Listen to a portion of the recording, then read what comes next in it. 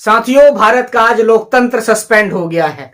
मैं ये इसलिए कह रहा हूं कि जो जनता देश की सरकार को चुनती है, जो जनता प्रधानमंत्री को चुनती है, वही जनता देश के विपक्ष को भी चुनने का काम करती है। लेकिन उस विपक्ष को आज भारत के संसद भवन से बाहर का रास्ता दिखाने का काम किया गया है। उन्हीं विपक्ष के सांसदों को जिनको जनता ने चुनने का काम किया है, जिस तरीके से सरकार को चुना जाता है उसी तरीके से देश की जनता विपक्ष को भी चुनने का काम करती है। लेकिन उन विपक्ष के लोगों को आज भारतीय जनता पार्टी की सरकार में अगर हम बात करें राज्यसभा की या लोकसभा की, तो उस विपक्ष को इन लोगों ने बाहर का रास्ता दिखाने का काम किया है।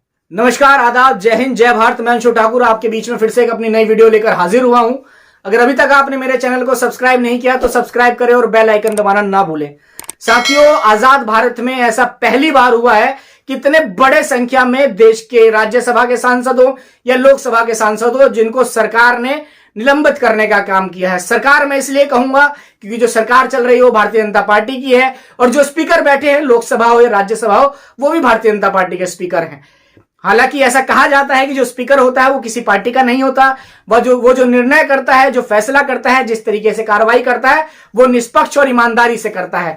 लेकिन इस ईमानदारी में संदेह तब आया देखने को जब एक सांसद जो डीएमके के सांसद हैं उनको जब निलंबित किया गया, तो आपको जान के क्या अचंभा महसूस होगा कि वो सांसद उस समय देश के ना तो लोकसभा में थे ना राज्यसभा में थे। उस समय वो दिल्ली से बाहर थे। लेकिन जब ये बात लोकसभा स्पीकर ओम बिरला साहब को पता चली तो वो शर्म से पानी पानी हो गया और उन्होंने उनका निलंबित वापस लेने का काम किया। तो साथियों अब खुद सोचिए कि किस तरीके से कार्रवाई हो रही है। जो सदन में मौजूद है, जो विरोध कर रहा है, उसका तो निलंबन किया ही गया। लेकिन जो सदन में मौजूद नहीं है, लेकिन उन्हें यह पता है कि ये डीएमके पार्टी के हैं, ये विरोध कर सकते हैं, उनको भी निलंबित कर दिया गया। आखिर क्या मुद्दा था जो विपक्ष के इतने बड़े आंकड़ों में सांसदों का निलंबित किया गया? साथियों, मुद्दा सिर्फ यही था। कुछ दिन पहले जब लोकसभा में कार्रवाई चल रही थी, देश के संसद भवन में कार्रवाई चल रही थी, कुछ लोगों द्वारा, सरफिरे लोगों द्वारा संसद में अलोकतांत्रिक अमर्यादित तरीके का कृत्य किया गया। जो एक कंटेनर द्वारा पीला धुआं छोड़ा गया। पूरा विपक्ष और देश की जनता यह सवाल पूछ रही है कि देश के संसद भवन,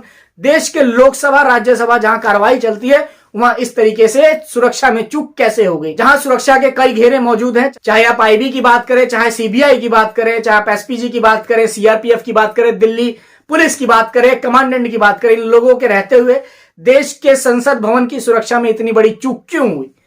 उनकी मांग थी विपक्ष के सांसदों की कि इस मुद्दे पे गृह मंत्री आके जवाब दें। लेकिन गृह मंत्री के पास समय कहां है? विपक्ष के लोग ये कह रहे हैं कि जब गृह मंत्री साहब के पास न्यूज में जाके इंटरव्यू देने का समय है, एंकरों का जवाब देने का समय है, तो देश के संसद भवन में आके विपक्ष के लोगों द्वारा सवाल पूछने पे जो पूरा भारत आज जानना चाहता है कि सुरक्षा में इतनी बड़ी चूक कैसे हो गई, उस पर जवाब क्यों नहीं दे रहे? प्रधानमंत्री जी ये कह रहे हैं इस मुद्दे पे, ये जो मुद्दा है ये डिबेट का मुद्दा नहीं है, ये जांच का मुद्दा है। तो साहब, आप अपने गृह मंत्री साहब को संसद भवन में भेज के यही बात कहला दीजिए। इसके साथ साथ विपक्ष ये भी जानना चाह रही है कि जो भारतीय जनता पार्टी के जो सांसद थे, जो प्रताप सिन्हा, जिनके द्वारा उन लोगों को पास मिला, जिन लोगों ने इस तरीके की कार्रवाई करने का काम किया, उस पर क्या कार्रवाई हुई, उन पे किस तरीके का जांच चल रहा है? दोस्तों, आप कल्पना करिए कि वो जो सांसद थे जिन्होंने पास मुहैया करवाया था, इनकी जगह कोई विपक्ष का सांसद होता, इनकी जगह कोई कांग्रेस पार्टी का सांसद होता, कोई आम आदमी पार्टी का होता, कोई समाजवादी पार्टी का होता या कोई टीएमसी का होता। तो दोस्तों, सोचिए आप कि किस तरीके से भारतीय जनता पार्टी के लोग या जो अंधभक्त थे कितना छाती पीटने का काम करते। शायद सस्पेंड तो छोड़िए, उसके ऊपर सजा भूल जाती उस सांसद के ऊपर। लेकिन ऐसा कुछ नहीं हुआ। विपक्ष के लोग अगर अडानी और नरेंद्र मोदी जी के रिश्तों पे सवाल पूछते तो उनको राज्यसभा और लोकसभा से निलंबित कर दिया जाता है। लेकिन ये जो सवाल है, इस पे जो सरकार है या सरकार के लोग हैं, वे पूरी तरीके से बचने का काम कर रहे हैं। ना तो गृह मंत्री साहब के पास समय है जो संसद भवन में आके जवाब दें, ना देश के प्रधानमंत्री जी के पास समय है कि वो जवाब देने का काम करें, ना ही लोकसभा स्पीकर ओम बिरला द्वारा कोई ऐसी कार्रवाई की गई जो प्रताप सिन्हा भारतीय जनता पार्टी के हैं, जिन्हें सस्पेंड किया जाए। जिस तरीके से महुआ मोइत्रा हो, संजय सिंह हो या विपक्ष के और लोग हो, जिस तरीके से उनकी सदस्यता रद्द की गई है, उस तरीके से इन पे कोई कार्रवाई नहीं हुई।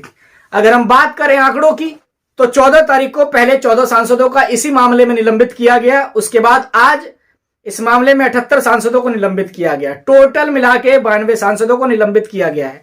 लोकसभा की बात करें तो लोकसभा में एनडीए के 329 सांसद हैं, इंडिया के 142 सांसद हैं और जो अदर हैं उनको 67 सांसद हैं। इनमें से 46 सांसदों को पूरे सत्र के लिए निलंबित कर दिया गया। इसके साथ ही अगर हम बात करें राज्यसभा की, तो राज्यसभा में भारतीय जनता पार्टी और उसके सहयोगी दल के 105 सांसद हैं, इंडिया के 64 सांसद हैं और अदर 76 सांसद हैं। इनमें से 46 सांसदों को सस्पेंड कर दिया गया है, यानी निलंबित कर दिया गया है। अगर आंकड़ा देखें तो लोकसभा से 38% सांसदों को बाहर का रास्ता दिखाया जा चुका है और राज्यसभा से 32% सांसदों को बाहर का रास्ता दिखाया गया है, यानी निलंबित कर दिया गया है। अगर हम नाम ले सांसदों का तो कुछ मुख्य नाम ये है जो जनता के मुद्दों को उठाने का काम करते हैं, जिन्हें मीडिया बड़ा कवरेज देने का काम करता है, जो कि बड़े नाम हैं। कांग्रेस के जयराम रमेश, कांग्रेस के केसी वेणुगोपाल, कांग्रेस के रणदीप सुरजेवाला, समाजवादी पार्टी के प्रोफेसर रामगोपाल यादव, डीएमके के कनिमोझी, आरजेडी के मनोज कुमार झा, सीपीएम के जॉइन ब्रिटास। ऐसे तमाम 92 सांसद हैं जिन्हें संसद की कार्रवाई के दौरान राज्यसभा और लोकसभा से बाहर का रास्ता दिखाया गया है। दोस्तों, जिस तरीके से मोदी जी का सपना था कि कांग्रेस मुक्त भारत बनाया जाए, तो मुझे लगता है मोदी जी का भी यह सपना है कि विपक्ष मुक्त संसद, विपक्ष मुक्त राज्यसभा, विपक्ष मुक्त लोकसभा बनाया जाए। मैं ये सोच रहा हूं कि जो देश की सरकार है वो किस तरीके से डरी हुई है।